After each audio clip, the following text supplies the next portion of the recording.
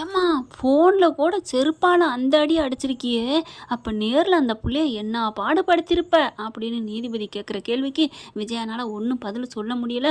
ரோகிணி பக்காவாக ஆயுதத்தை கொண்டாந்து காமிச்ச மாதிரி ஆதாரத்தை காமிச்சிருது. அப்போவே சொல்கிறாங்க, நாங்கள் சொன்னமே கேட்டிங்களான்னு இந்த ஸ்ருதி பண்ண வேலை ஃபோனை போட்டு நம்மளே இப்போ வாக்குமூலம் கொடுத்துட்டோமே அப்படின்னு நொந்துக்கிறாங்க. இல்லைங்க, அவள் என் மேலே குற்றம் சாத்தினால அதனால தாங்க முடியலை அப்படிங்கிறாங்க. அட சும்மா இருமா அப்படின்னு சொல்லிடுறாங்க. இப்போ என்னங்க, ஏதாவது ஆதாரம் கொண்டு வந்திருக்கீங்களா அப்படிங்கிறாங்க. இல்லைங்க அப்படின்னு சொல்லிட்டு இருக்கீங்களே. ரோகிணி என்ன பண்ணுறாங்க, நான் மறுபடியும் சொல்கிறேன், எல்லாமே என் புருஷன்ட்ட நான் சொல்லிட்டேன் யுவரானர் அப்படின்னு சொல்லிக்கிறாங்க. அடுத்த மாதம் நாங்கள் 1ஆம் தேதி வாய்தா வைக்கிறேன் அப்படின்ட்டு நீதிபதி சொல்லிடுறாங்க. அடுத்து பார்த்தா முத்து என்ன பண்ணுறாங்க, கண்டிப்பாக இன்னும் அடுத்த வாட்டி ஆதாரத்தை நான் கொண்டு வருவேன் அப்படின்னு சொல்லிட்டு வராங்க. என்ன அடுத்த வாட்டி இவன் ஆதாரம் கொண்டு வருங்கிறானே, என்ன ஆதாரமாக இருக்கும், எதுவாக இருக்கும், ஒருவேளை வித்யா சாட்சி சொல்லிடுவாளோ, கண்டிப்பாக அவள் சொல்லுவா, அவங்க பக்கம் சாஞ்சு எத்தனையோ நாளாச்சு, ஆனால் நமக்குன்னு இருக்கிறது மகேஸ்வரி, அவள் கண்டிப்பாக சொல்ல மாட்டா அப்படின்னு வேகமாக மகேஸ்வரி போய் பார்க்குறாங்க. மகேஸ்வரி என்ன பண்ணுறாங்க, ஏய் நீ என் ஃப்ரெண்டடி, நீ நல்லா இருக்கணும் தானே நான் நினைப்பேன், நீ என்ன அடுத்தவங்களை கெடுக்கிறவளா, உன் வாழ்க்கைக்காக போய் சொன்னேன் அவ்வளோதான், மற்றபடி உன்னை எனக்கு ரொம்ப பிடிக்கும்டி, நான் உனக்கு சாட்சி சொல்லிடுறேன் அப்படின்னு சொல்லிடுறாங்க. அடுத்து வித்யாவுக்கு கால் பண்ணுறாங்க. பார்த்தா வித்யா தான் அறுபடை வீட்டுக்கு போயிட்டாங்க இல்லையா, காலே எடுக்கலை. அவள் எடுக்க மாட்டேங்கிறாடி, எடுக்காட்டி பரவாயில்ல விடு அப்படின்னு சொல்லிடுறாங்க. அடுத்து ஏய் உங்கள் அம்மாவை ஏதாவது மாற்றிடுவாங்கடி, உங்கள் அம்மா நல்லவங்க இல்லையா அப்படின்னு சொன்னோன்னே, என்ன மகேஸ்வரி, அப்போ நம்ம நல்லவங்க இல்லையா, இல்லை இருந்தாலும் அவங்க இறக்கப்பட்டவங்க, முத்து மீனாவும் ஓன்னு போய் அழுதாங்கன்னா அப்படியே உங்கள் அம்மா போய் சொல்லிடுண்டி கோர்ட்டில் அப்படின்னு மகேஷ் சொன்னேன். ஆமாம் நீ சொல்கிறது சரிதான் அப்படின்னு நேராக அம்மா கிட்ட போகிறாங்க. அம்மா நான் முக்கியமானது ஒன்று கேட்பேன், நீங்கள் எனக்கு சொல்லுவியா சொல்ல மாட்டியம்மா அப்படின்னு இங்கே கல்யாணி போய் கேட்க, என்னடி பண்ணணும் அப்படிங்கிறாங்க. என் வாழ்க்கை இப்போ நடு தெருவில் நிற்கிதுமா, ஒன்னால் நான் ஆரம்பத்துலேருந்தே கஷ்டப்பட்டேன், இப்போ என்னால் தேடின வாழ்க்கையும் இப்படி போகுது, நீ சொல்கிற ஒரு வார்த்தையில் தான்மா இருக்குது அப்படிங்கிறாங்க. நான் என்னடி சொல்லணும் அப்படின்னு கேட்க, எல்லா உண்மையும் நான் மனோஜ்கிட்ட சொல்லிட்டேன்னு சொல்லித்தான் நான் கோர்ட்டில் வாதாடிக்கிட்டு இருக்கேன், அந்த முத்து மீனா உன்னை பார்த்து கேட்டாங்க, ஏதாவது கேட்பாங்க, அப்போ நீ அதெல்லாம் முடியாதுன்னு சொல்லிருமா அப்படின்னு சொல்ல, ஏண்டி இப்படி பண்ணுற, அவங்க 2 பேரும் நல்லவங்கடி பாவண்டி அப்படிங்கிறாங்க. இங்கே பாருமா, எனக்கு அதெல்லாம் தெரியாது, நீ எனக்காக பேசுவியா பேச மாட்டியா அப்படின்னு ரோஹிணி சொல்ல, சரிடி உனக்காக நான் பேசுகிறேன் போதுமா அப்படின்ட்டு போகிறாங்களா. இரு உன்னை நம்ப முடியாது, என் தலையில் அடித்து சத்தியம் பண்ணு அப்படிங்கிறாங்க. ஏண்டி இப்படிலாம் சத்தியம் கேட்குற, எனக்கு நீ தாண்டி முக்கியம், 1000 தப்பு பண்ணாலும் சரிடி, என் புள்ள நல்லா இருக்கணும் தான் நான் நினைப்பேன், எல்லா உண்மையும் சொல்லித்தான் கல்யாணம் பண்ணால் நான் சொல்லிடுறேன்டி அப்படிங்கிறாங்க. முடியாது உன்னை நம்ப முடியாது, சத்தியம் பண்ணு அப்படின்னு சொல்லி சத்தியம் வாங்கிடுறாங்க. அப்பாடா அப்படின்ட்டு போயிடுறாங்களா. அடுத்து முத்து மீனா என்ன பண்ணுறாங்க, எப்படியாவது ரோஹிணி அம்மா பார்த்து பேசணும் கெஞ்சி கேட்குறாங்க. பார்த்தோன்னே முத்து மீனா பார்த்தோன்னே ரோஹிணி அம்மாவுக்கு இப்படியே அள்ளு விடுது. ஐயோ இங்கே பெத்த பிள்ளைக்கு பார்ப்பனா இல்லை பெத்த பிள்ளை மாதிரி என்னை பாசமாக நினைக்கிற உண்மையானவங்களுக்கு நான் உண்மையாக நடந்துப்பேனா ஒன்றும் புரியலே, ஏப்பா என்னை கடவுளை சோதிக்கிறேன்னு நினச்சிட்டு இருக்கல, என்னம்மா எங்களை பார்த்தோன்னே உங்களுக்கு பயமாக இருக்கா, நாங்கள் இதை தான் சொல்லி கேட்க போகிறோன்னு, அப்படிலாம் இல்லை தம்பி அப்படிங்கிறாங்க. எங்களை நீங்கள் எவ்வளவோ எடுத்துரிஞ்சு பேசுனீங்கம்மா, பரவாயில்லன்ட்டு மறுபடியும் உங்கள் பேரனை எங்கள் வீட்டுக்குள்ள சேர்த்துக்கிட்டோம், எப்படியோ 2 பேரும் புரிஞ்சுக்கிட்டு வாழ்ந்துக்கிட்டா எனக்கு சந்தோஷம் தான், நானும் இருந்தேன், ஆனால் இப்படி என் வீட்டுக்காருக்கு தெரிஞ்சோன்னே அவர் வேற வழி இல்லை எல்லாத்தையும் காமிச்சு கொடுத்துட்டாரு, அந்தளவுக்கு ரோஹிணி நடந்துக்கிட்டாங்க அப்படிங்கிறாங்க. உங்களுக்கு ஒன்று தெரியுமா அப்படின்னு சொல்லிட்டு எல்லாத்தையும் சொல்கிறாங்க. கார் பிரேக்கை பிடுங்கி விடுற அளவுக்கு உங்கள் பொண்ணு இருந்திருக்கிறா, என் கடையை தூக்கியிருக்கிறா, இன்னும் என்னென்ன பண்ணியிருக்கா, என் தம்பி திருடின வீடியோவை எடுத்துக்கொண்டே கொடுத்து என் அத்தை கையால் செருப்படி வாங்க வச்சிருக்கா அப்படி இப்படின்னு எல்லாத்தையும் சொல்கிறாங்க. ஐயோ இவ்வளோ பண்ணியிருக்காளா, ஐயோ நான் என்னம்மா பண்ணுவேன், அவர்கிட்ட நான் எவ்வளவோ சொல்லிட்டேன், சொல்லுங்கன்னு. ஒன்றும் இல்லைம்மா, இப்போ கூட என்கிட்ட உண்மையை சொல்லியிருந்து என்னை மன்னிச்சிருங்க முத்துன்னு சொல்லியிருந்தா நான் எப்படியாவது சேர்த்து வச்சுருப்பேன், இதை பற்றி வெளியிலே காமிச்சிருந்துருக்க மாட்டோம் தெரியுமா, இதைத்தானேப்பா தம்பி சொன்னேன் அப்படிங்கிறாங்க. ஒன்றும் இல்லைம்மா, இப்போ கோர்ட்டில் கேஸ் போயிட்டுருக்கு, எங்கள் அம்மா கண்டிப்பாக வாழ விடாது, எனக்கு அவங்க சம்மதிச்சா ஓகே தான், கல்யாணியா ரோகிணியா எப்படியோ 2 பேரும் வாழணும் அப்படின்னு எங்கள் அம்மா ஒத்துக்கிட்டா எங்களுக்கு ஓகே, ஆனால் அவங்க மாட்டேங்கிறாங்க, எங்கள் அப்பாவும் நொந்து போயிருக்காரு, நீங்கள் தான் அப்படிங்கல நான் என்னப்பா பண்ணுவேன், என் புள்ள இந்த மாதிரி சொல்லக்கூடாதுன்னு சொல்லியிருக்காளப்பா, நீங்கள் கேட்டாலும் கேட்பீங்கன்னு அப்படின்னு சொல்ல, அப்போ சொல்ல மாட்டீங்களா அப்படிங்கிறாங்க. பார்க்கலாம்ப்பா, நான் பார்க்குறேன், உங்களுக்கு சாதகமாக சொல்ல முடிஞ்சால், என் மனசாட்சி என்ன தெரியல சொல்கிறேன் அப்படிங்கிறாங்க. உங்களை நம்பி நாங்கள் போகிறோம் அப்படின்னு முத்து மீனாக போயிடுறாங்க. அடுத்த வாய்தா வந்துடுது, கோர்ட்டுக்கும் போயிடுறாங்க. பார்த்தா அவங்க அம்மாவை வர சொல்லிடுறாங்க. அவங்க அம்மாவும் வந்துடுறாங்க.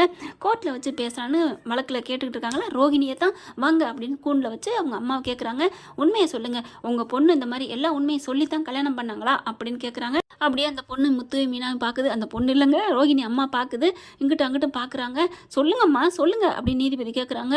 அப்படியே பார்த்தோன்னே ஆமாங்க ஐயா அப்படின்னு சொன்னோன்னே அப்படியே முத்து மீனாவும் நெஞ்ச பிடிக்கிற மாதிரி பார்க்குறாங்க.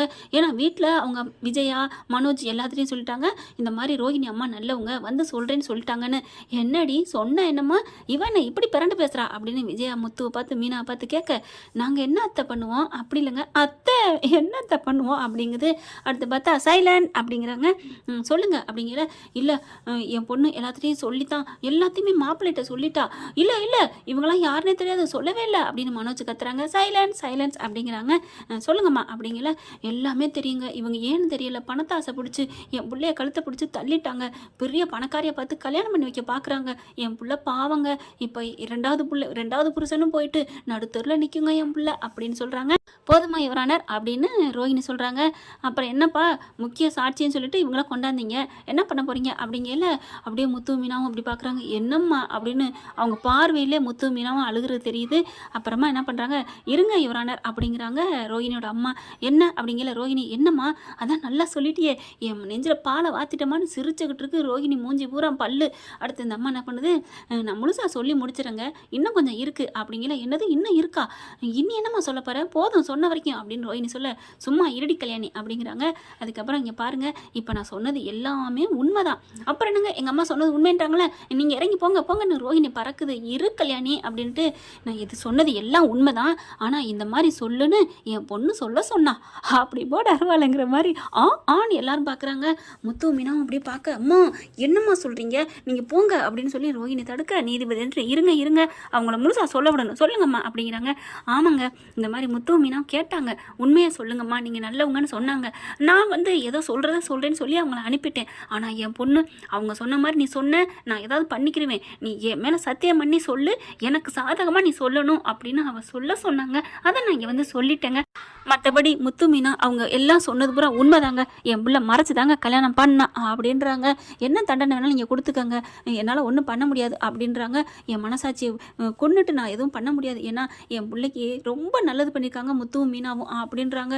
அடி பாவி, இதுக்கு என்னை ஒரு குழியை தோண்டி அதுக்குள்ள உள்ளுக்க போட்டு புதைச்சிருக்கலாமே அப்படிங்கிற மாதிரி ரோஹிணி நினைக்கிறாங்க. அடுத்து அந்த அம்மா இறங்கி போயிருந்து நீதிபதி பார்க்குறாங்க.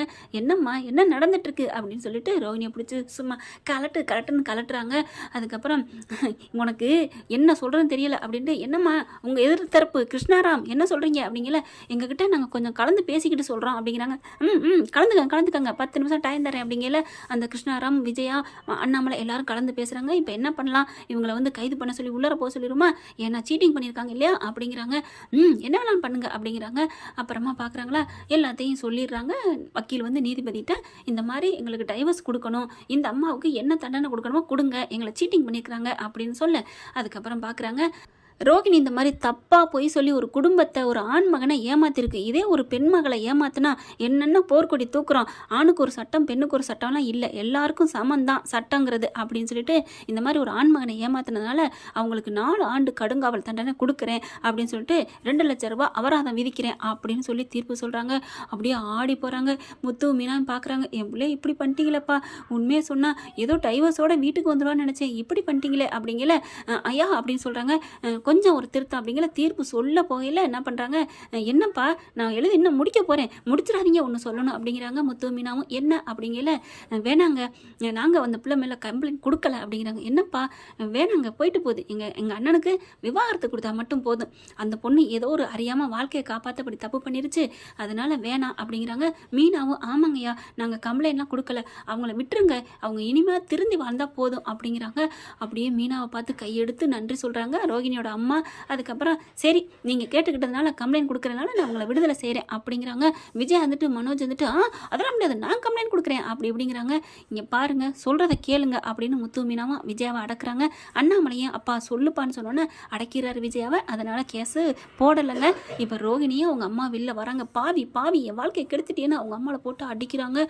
கோர்ட்டு வாசல்னு கூட பார்க்காம இங்கே பாருமா இப்படிலாம் பண்ண அப்படின்னு சொல்லிட்டு கிருஷ்ணாராம் சொல்ல, என்ன நீங்கள் என்ன ஏன் வைக்கலாம், இங்கே பாரு ஏன் வைக்கலாம் ஓ வைக்கலாங்கிறது கோர்ட்டுக்குல, இது பொது இடம், ஒரு மனுஷியை பார்த்து அதுவும் தாயை பார்த்து அடிச்சா இப்பவே நான் உங்க மேல கேஸ் கொடுக்கட்டுமா அப்படின்னு சொல்ல டக்குன்னு வாய் முடிக்கிறது.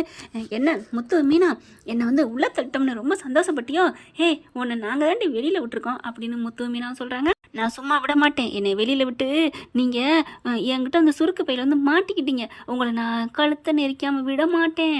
பார்க்கலாம் பார்க்கலாம், எவ்வளவோ நாங்கள் தாண்டி வந்துட்டோம் பர்த்டே அப்படிங்கிறாங்க. அப்புறமா அந்த அவங்க அம்மா வந்து ரொம்ப நன்றி தம்பி, அம்மா அவகிட்ட போய் என்ன பேச்சு அப்படின்னு சொல்லிட்டு வாரியா என்ன அப்படின்னு கூட்டிகிட்டு போகிறாங்க. அப்படியே விஜயா மனோஜ் எல்லோரும் ஹாப்பியாகிறாங்க.